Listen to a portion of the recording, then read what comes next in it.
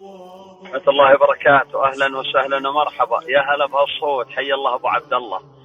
والله يا أبو عبد الله، شوف، أسأل الله لي ولك العفو والعافية، حرمان فعلا. يعني بقول لك حاجة، بذكرك بآية وأذكر نفسي ومن يسمع. الله سبحانه وتعالى يقول في سورة المائدة للصحابة: يا أيها الذين آمنوا ليبلونكم الله بشيء من الصيد تناله أيديكم ورماحكم ليعلم الله من يخافه بالغيب. يعني كان الصيد وهم محرمين، طبعا ما محرم على المحرم انه يصيد.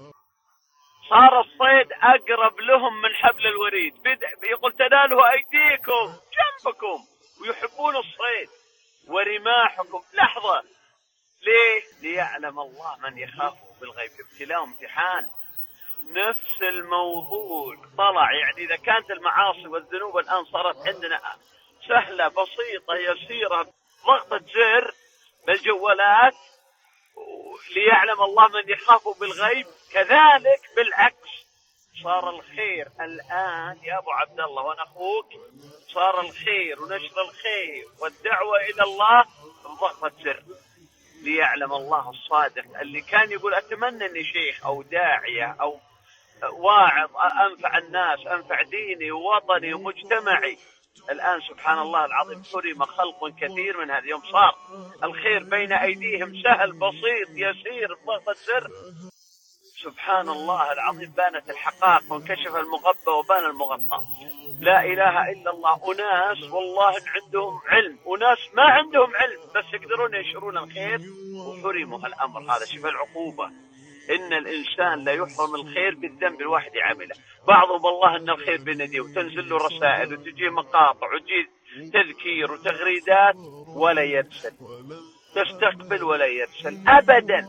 ولا ربما لبس عليه الشيطان تلبيسات عظيمة. والله الناس ما يخفاهم شيء، والله ما ودي أوذي الناس بكثرة الرسائل، والله الناس على ما قال ما عليهم خبص. وتعال استلم من تلبيسات الشيطان وحرمانهم من الخير.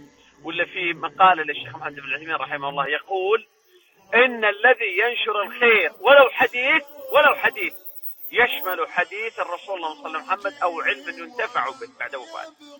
يا أخي حتى اللي ينشر الخير يا أخي ترى يدخل ضمن حديث: نظر الله امرأ يقول صلى الله عليه وسلم سمع مني مقالة فبلغها، رب مبلغ أوعى من سامع. يا أخي الآن عندك حديث الرسول بين يديك، بلغها، مقاطع، ذكر، إن الذكر تنفع المؤمنين.